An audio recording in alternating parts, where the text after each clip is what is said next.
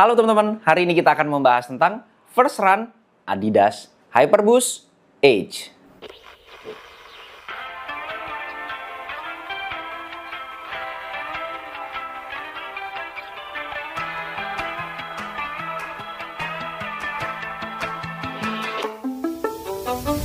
Can't kill what I've become. I scream until I'm numb. Now with the summer skies, you're gone. There's nothing I can do or say to get to you. Now I don't know where I belong. I'm screaming at the ceiling. Every word's a twisted feeling. Sebelumnya saya ngasih tahu terlebih dahulu bahwa sepatu ini saya beli dengan uang saya sendiri. Jadi apapun yang saya sebutkan dalam video ini adalah murni pendapat pribadi saya sebagai pelari jelata. Bagi teman-teman yang masih belum subscribe, klik tombol subscribe yang warna merah yang di bawah ini biar saya makin semangat untuk membuat video-video bermanfaat buat teman-teman sekalian. Dan biar nggak ketinggalan kalau misalnya saya upload video baru tentunya seputar Nia Lari. Kali ini kita bakal nyobain yang namanya Adidas Hyperboost Edge. Ini line up baru ya, sebelumnya belum pernah ada yang namanya Hyperboost. Dan juga ini seri yang Edge namanya. Sebelumnya kita pernah tahu ada Adidas namanya Ultra Boost Series. Yang mana itu udah lama banget, panjang banget. Dan itu udah sampai angka 20 kayaknya ya. Adidas 20, ya udah panjang banget lah ya, udah sampai seri keberapa lah.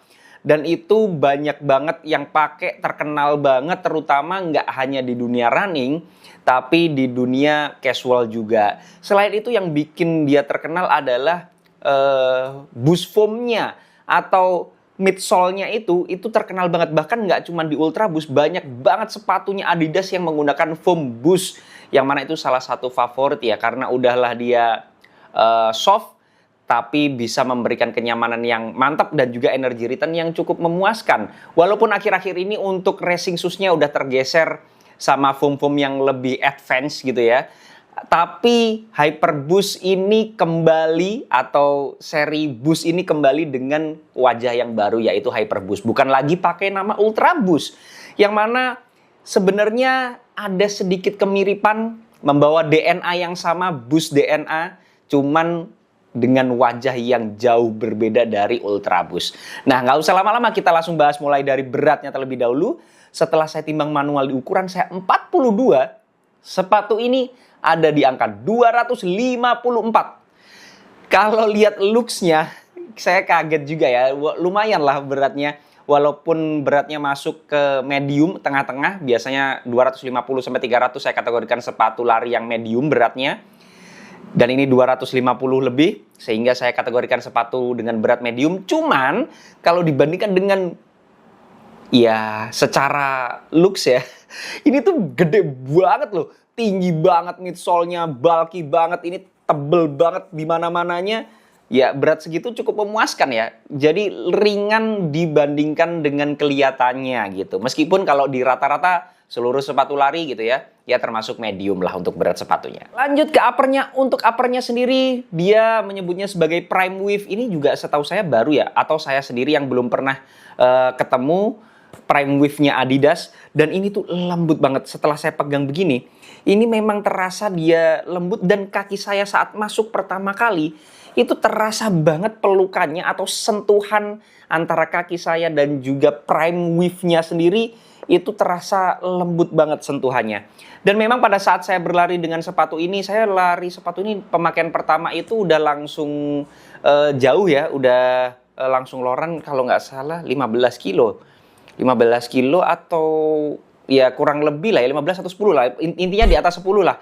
Saya menggunakan sepatu ini, seingat saya ya, intinya lumayan lama saya menggunakan sepatu ini. Dan memang rasa uppernya itu senyaman itulah menurut saya. Termasuk salah satu yang ternyaman untuk di tahun inilah, untuk material upper yang dipakainya. Kemudian kalau kita perhatikan, memang dia yang terutama di bagian top boxnya itu terasa dia komposisinya itu lebih banyak fabriknya dibandingkan dengan nylonnya atau yang biasa kayak ada feel plastikinya. Cuman yang di bagian samping, ya sebenarnya dalamnya itu sama ya. Cuman nggak tahu kenapa yang di bagian toe box ini terasa lebih lembut aja. Kemudian untuk sizingnya sendiri pada saat saya pakai, Di toe box-nya ini kaki saya tidak merasa kesempitan, tidak merasa lebar juga. Cuman khasnya Adidas yang agak lama ya, walaupun yang baru-baru udah enggak sih. Jadi bukan meruncing sebenarnya, cuman dia itu kayak lurus gitu loh. Harusnya kan ini lebih kecil, kemudian telapak yang depan itu lebih lebar gitu ya. Nah kalau ini tuh kayak nggak terlalu beda jauh antara yang bawah atau yang belakang dengan yang depan gitu loh. Jadi kayak di sininya itu terasa agak longgar, tapi di depannya terasa pas. Nah, perlu kalian waspadai kalau misalnya kaki kalian lebar, itu kayaknya perlu mending upsize saja yang setengah ukuran atau sepertiga ukuran atau 2/3 ukuran gitu ya. Kalau Adidas kan ada yang ukuran setengah-setengah kayak gitu. Biar lebih aman aja, karena saya pribadi biasa pakai 42 dan di sepatu ini juga saya pakai 42, aman-aman aja sih. Cuman panjang kaki saya itu 26 cm dan lebarnya 10 cm. Kalau lebar kaki kalian lebih dari 10 kayaknya perlu diantisipasi ya. Meskipun untuk materialnya sendiri termasuk nyaman banget, cuman yang dikorbankan adalah breathability-nya. Saya nggak tahu kenapa, padahal ini kan kategorinya itu diplot sebagai super trainer, enak untuk long run, ya berlama-lama pakai sepatu inilah. Cuman breathability-nya termasuk sangat rendah menurut saya, bukan kurang lagi, termasuk rendah. Saya tes mesin asap, dia memang ya sangat rendah untuk sirkulasi udaranya, dan setelah saya pakai juga memang terasa bahwa semakin lama kita pakai, apalagi kalau panasnya menyengat gitu ya, itu terasa bahwa sirkulasinya memang tidak sebaik sepatu-sepatu yang sirkulasinya bagus gitu. Nah, nggak cuman di bagian depannya sendiri, tapi di bagian sampingnya sendiri termasuk cukup padat ya untuk material uppernya. Jadi bener-bener nggak ada ventilasi yang kayak biasanya ada bolong-bolong kah, atau ada desain yang memang ya sirkulasinya biar bagus lah. Apalagi di sampingnya sini ditambahin layer tambahan yang mana bikin breathability-nya makin nggak ada jalan keluar gitu. Termasuk rendah ya menurut saya untuk breathability-nya. Kemudian yang tadi saya sebutkan untuk layer yang di samping sini. Nah, ini bukan sekedar ornamen ya, ini fungsinya mantap banget. Ini kalau dipegang dari seperti ini, dilus-lus saja, itu kelihatan tipis. Tapi kalau dipencet-pencet, loh ternyata punya struktur yang lumayan ya, nggak yang tipis gampang dipencet gitu, enggak. Tapi memang bisa memberikan sanggahan untuk kaki kita. Jadi pada saat saya pakai sepatu ini tuh bener-bener terasa dijagain kaki kita itu di dalam sepatu ini tuh mantap banget. Jadi uppernya itu sudahlah pelukannya mantap banget. Jadi kerasanya nggak kemana-mana kakinya. Ditambah ganjelan yang ada di samping kanan kiri ini, ornamennya ini, layernya ini bikin kita makin stay di tempatnya. Terutama yang di tengah sini ya, yang di dalam ya, yang di bagian arch, mengurangi potensi lengkung kaki kita itu overpronation atau makin roll ke dalam gitu ya. Jadi untuk stability-nya dijaga dengan sangat baik untuk uppernya. Lanjut ke lacing systemnya. Lacing systemnya sendiri cukup menarik karena dia disembunyiin di dalam ya. Kalau ya menurut saya sih secara desain dia futuristik banget ya. Kalau kalian lihat ya memang secara desain, warna, kemudian lihat lacing systemnya disembunyiin gitu ya. Itu bener-bener ya futuristik banget lah. Kemudian hole-nya ini ada 5, menurut saya sih agak kurang ya hole-nya. Kemudian yang terakhir di sini nggak ada runner's knot-nya. Saya bingung juga ini sebenarnya untuk apa, karena lubang terakhirnya itu kayak panjang gitu. Jadi bisa depan belakang yang mana saya nggak tahu fungsinya apa. Yang jelas kalau runner's knot saya rasa akan lebih baik. Meskipun sebenarnya nggak butuh-butuh amat runner's knot sih sepatu ini, karena stability-nya terjaga walaupun hanya dengan material uppernya saja.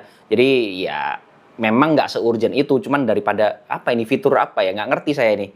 Oh sorry, malah saya baru ketemu nih bahwa di dalamnya nih ada lubang tambahannya ya. Nih di dalamnya itu ada lubang tambahannya. Oh, fitur runner's knot-nya ternyata di sini. Ini belum saya coba ini, saya nggak tahu rasanya gimana. Yang jelas pada saat pemakaian pertama saya nggak sadar ada lubang tambahnya. Jadi runner's knot-nya ini berarti dimasukin ke dalam, kemudian yang di dalam ini bisa keluar lagi gitu ya untuk lubangnya. Ini runner's knot model baru nih, tapi saya belum nyobain. Ya setidaknya ada runner's knot-nya begini lebih matang aja, meskipun nggak urgent banget seperti yang udah saya sampaikan tadi ya. Nggak urgent banget. Karena memang udah sestabil itu sih untuk uppernya jagain kaki kita. Kemudian untuk tali sepatu yang dipilih ini yang termasuk salah satu yang saya senengin karena dia agak keset dan Tapi ini nggak terlalu berbulu ya, biasanya kan ada berbulu tuh. Nah ini kalau pada saat saya tali itu terasa terkompresnya sehingga saya merasa solid banget untuk tali sepatunya dan nggak gampang copot. Kemudian kita lanjut ke bagian tang atau lidah sepatunya. Nah lidah sepatunya ada paddingnya terutama di bagian atasnya doang. Ini termasuk tebel untuk paddingnya, memberikan kenyamanan yang ekstra banget. Kemudian yang di bagian tengah ke bawah, nah ini saya harapkan sebenarnya karena uppernya udah agak rapet, jadi breathability-nya bisa di upper ya, tapi ternyata ya sama aja meskipun bahannya berbeda, tapi dia stretchy gitu. Dan ini gasete tang ya, karena dia ada sabuknya begini, dan ini gasete tangnya enak banget. Pada saat saya masuk tuh tangnya nyambut kaki kita itu lembut banget, paddingnya udahlah lembut, bahannya material yang dipakai juga lembut, disambut lagi dengan uppernya yang juga lembut. Jadi terasa kayak kita pakai sepatu tuh kayak pakai kaos kaki gitu loh. Jadi bener-bener selembut itu, dan untuk material uppernya kan memang lembut ya, udah saya takut licin, tapi ternyata karena ada gasete tang, kemudian ada paddingnya yang bikin ganjel, jadi solid, nggak akan pergi kemana-mana, dan juga ditambah ada tang loopnya yang sinkronisasi dengan tali sepatu, makin nggak ada potensi untuk goyang kanan kiri. Jadi untuk placement dan juga fit daripada tangnya itu sendiri menurut saya termasuk sangat bagus sih. Lanjut ke collarnya. Collarnya sendiri ini minimalis sih hitungannya ya, untuk padding yang di luarnya sini, yang di kanan kirinya agak sedikit kaku juga. Kalau saya pegang begini memang bisa memberikan jepitan yang cukup mantap gitu ya, nggak gampang ya. Balik lagi, semakin bagus jepitannya semakin stabil kaki kita di handle walaupun nggak ada paddingnya. Dan tapi menurut saya ini agak kaku ya. Ini agak kaku, walaupun di kaki saya nggak menyentuh mata kaki, tapi menurut saya ini punya potensi gesekan yang ya bikin nggak nyaman karena cukup kaku, atau mungkin karena baru sepatu baru, nggak tahu makin lama makin lembut. Tapi yang jelas kalau sama-sama sepatu baru ini termasuk agak kaku aja ya, terutama di bagian kolarnya yang bagian atasnya begini. Maksudnya kalau ada dorongan dari atas, kalau menyentuh mata kaki kemungkinan besar bisa bikin nggak nyaman pada saat kita berlari sih. Kemudian untuk padding yang di bagian belakang ini lebih ke heel counternya. Heel counternya sendiri ada struktur yang cukup lumayan kokoh. Di sini ada paddingnya yang mana nggak tahu fungsi paddingnya yang di belakang luar ini ya. Yang jelas ini cukup mantap kunciannya yang di belakang. Walaupun ada struktur yang cukup kuat tapi masih bisa ditekuk lah ya, bukan yang paten banget gitu. Kunciannya enak banget, bisa mengunci tumit kita biar gak gampang heel slip atau keangkat. Tapi peran utamanya sebenarnya selain daripada cupnya yang di dalam, tapi paddingnya ini. Nah paddingnya ini, awalnya saya, waduh ini kayak mengingatkan saya sama Vaporfly 2 yang mana itu malah bikin, memang nyaman tapi nggak bisa ngiket gitu ya. Jadi kayak gampang heel slip, yang bagian tumitnya itu bakal goyang banget waktu saya pakai Vaporfly 2. Cuman di sepatu ini fungsinya sedikit berbeda. Ini tuh nggak yang selembut itu ya paddingnya, tapi agak dense dikit, agak kaku dikit. Walaupun nggak juga, ini dipencet-pencet juga sebenarnya bisa gitu. Bukan yang sekaku itu juga. Jadi nggak yang super lembut, comfy gitu, bukan. Tapi pada saat kita pakai tumit saya masuk, itu kekuncinya kayak enak banget, kayak ada klik gitu loh. Nggak tahu kenapa di kaki saya pas banget, jadi pada saat saya masuk, di paddingnya ini bisa ngeklik gitu loh. Jadi kayak kalian feel-nya itu kayak saya pakai helm kemudian ngeklik talinya. Nah rasanya kayak gitu, jadi pas banget dah.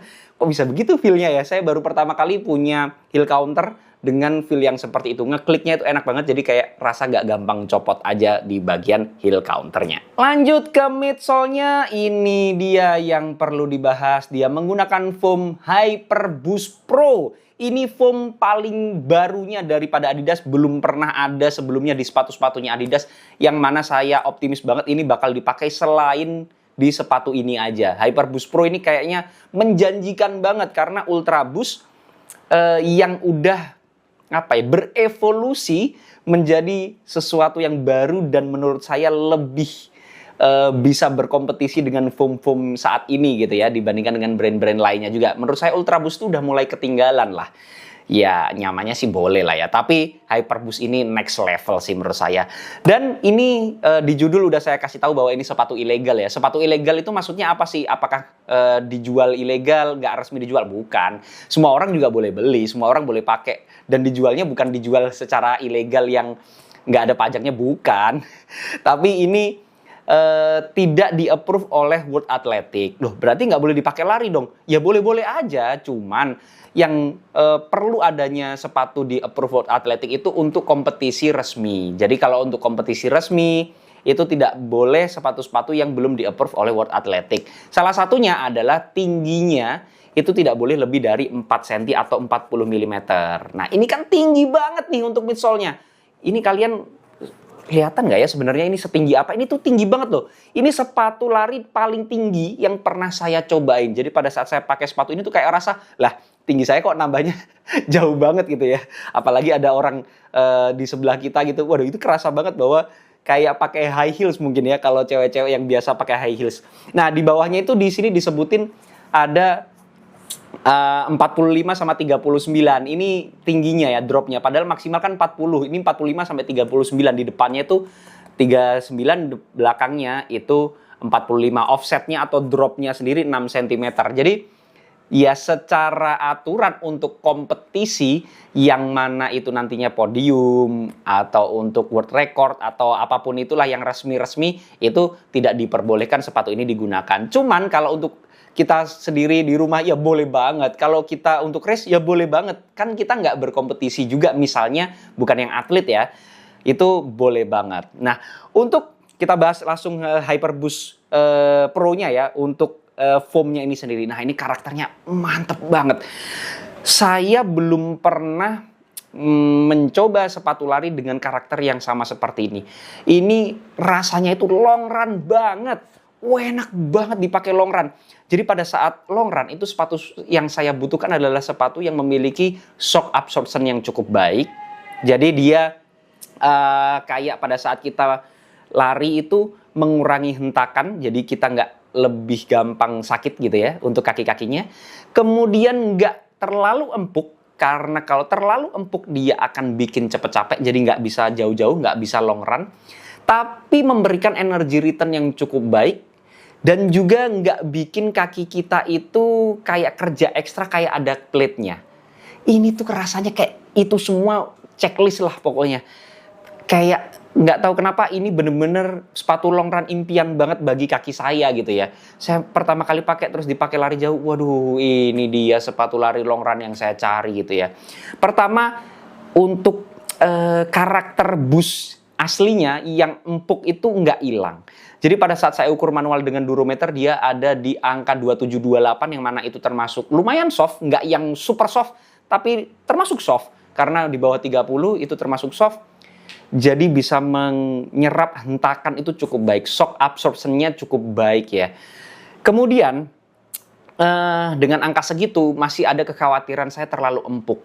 Tapi karakter Boost Pro-nya itu, Hyper Boost Pro-nya itu pada saat saya lari ke kompres, kemudian dekompresnya itu nggak sampai ambles banget. Jadi cuma setengah aja langsung bisa pop up lagi. Bisa memberikan energy return yang menurut saya cukup besar untuk bukan peruntukannya sebagai racing shoes gitu ya. Jadi kalau dikategorikan sebagai super trainer masuk banget karena energy return-nya Hyper Boost Pro-nya enak banget. Jadi kayak nggak merasa effort pada saat saya berlari, kayak ada yang ngebantuin, effortless banget lah dengan pace yang agak tempo aja, kayak nggak kerasa usahanya kayak tempo gitu ya. Jadi menurut saya enak banget dipakai untuk long run. Selain itu untuk stability-nya terjaga dengan sangat baik. Udahlah tinggi tapi masih bisa stabil. Bingung juga saya sebenarnya. Racikan Hyper Boost Pro-nya itu menurut saya pas banget. Jadi nggak terlalu empuk, nggak terlalu keras. Ya malah cenderung agak keempuk sih memang. Tapi bisa stability-nya paten banget. Saya bingung ini nggak ada torsion plate yang biasa dipunyanya Adidas ya. Nggak ada plate shank plate, torsion plate atau apapun itu untuk menjaga kestabilan. Murni pure hanya Hyper Boost Pro-nya aja yang dikasih di midsole sepatu ini tapi bisa memberikan kestabilan yang paten banget menurut saya. Lanjut ke outsole-nya. Outsole-nya sendiri dia menggunakan light traction dari Adidas. Ini tapi banyak kayak Caspoliarutane itu ya yang banyak dipakai Cina. Tapi saya nggak tahu sih. Tapi kayak ada agak berbeda sedikit sih sebenarnya. Itu kayak lebih sedikit licin ya kalau punyanya yang pernah saya cobain ini kayak lebih sedikit keset dibandingkan dengan yang udah saya tahu gitu bahan yang sama. Light traction-nya cukup mantap. traksinya cukup bagus, nggak ada masalah sama sekali di pemakaian pertama. Saya pakainya sih di aspal kering, nggak ada masalah, nggak ada rasa pengen licin. Walaupun menurut saya nggak bisa dipakai di segala medan ya, karena memang road running shoes, jadi ya sesuai peruntukannya aja. Saya rasa nggak ada masalah dan lumayan dikasih tebel sih sebenarnya, nggak tipis-tipis amat. Karena memang super trainer ya, ada embel-embel trainer dan menurut saya ini enak banget untuk daily trainer karena ini range space-nya enak semua sih. Menurut saya mulai dari easy run, recovery run pun bisa loh pakai sepatu ini. Recovery run, easy run, tempo run, long run. Speed shoes mungkin kurang ya, kalau untuk kayak interval itu memang agak kurang. Race day menurut saya sampai 42 kilo oke banget. Ini range space-nya gila sih. Ya, salah satu sepatu terbaik tahun ini sih. Walaupun ilegal gitu ya, tapi memang menurut saya worth it banget untuk kita bikin penasaran gitu ya. Pantas di luar ini termasuk heboh banget, walaupun di Indonesia belum menurut saya, tapi ini worth it banget untuk menjadi perhatian lebih gitu loh, karena memang fiturnya gila sih. Selanjutnya kita bahas tentang harga sepatu ini nih. Nah, kemarin saya itu pas di Jakarta saya memang nyariin sepatu ini. Saya pas datang ke mall itu susah banget nyari size-nya. Kemudian pas teman saya main ke mall yang lainnya itu ternyata dapet yang size 42 dan akhirnya saya beli. Harganya sendiri di 3,5 juta. Itu termasuk mahal banget ya menurut saya untuk super trainer.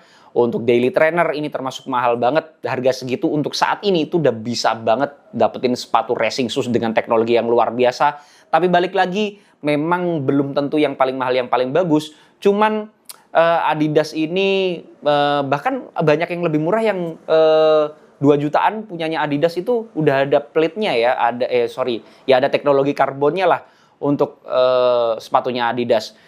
Kayak Boston itu lebih murah daripada sepatu ini malah Hyperboost Edge. Ya, saya nggak tahu, memang nggak selalu sepatu racing lebih mahal menurut saya, tapi memang tergantung teknologinya dari masing-masing sepatu itu. Apakah worth it? Ya tergantung juga sih menurut saya, karena memang banyak banget sepatu terutama brand-brand lokal dan brand China itu bersaing dengan sangat ketat secara kualitas dan juga harga gitu ya. Cuman memang secara kualitas dan feel yang belum pernah saya rasakan sebelumnya, sepatu ini luar biasa. Jadi kalau teman-teman lagi nyari sepatu dengan karakter yang udah saya sebutin tadi dengan harga sekitar 3,5 juta, tapi di online itu kayaknya ada yang sampai 4 juta ya. Jadi kalian harus pandai-pandai memilih toko di mana belinya. Ya mungkin sepatu ini menjadi salah satu opsi yang perlu banget kalian pertimbangkan. Mungkin itu tadi yang bisa saya bahas dari first run impression Adidas Hyperboost Edge ini. Tapi balik lagi, itu semua adalah pendapat pribadi saya. Jadi teman-teman boleh banget gak setuju. Kalau ada koreksi, masukan, pertanyaan, dan juga pembahasan, bisa langsung sharing di kolom komentar. Jangan lupa subscribe biar saya makin semangat untuk membuat video-video bermanfaat buat teman-teman sekalian. Dan biar gak ketinggalan kalau misalnya saya upload video baru tentunya seputar Mia Lari. Assalamualaikum warahmatullahi wabarakatuh.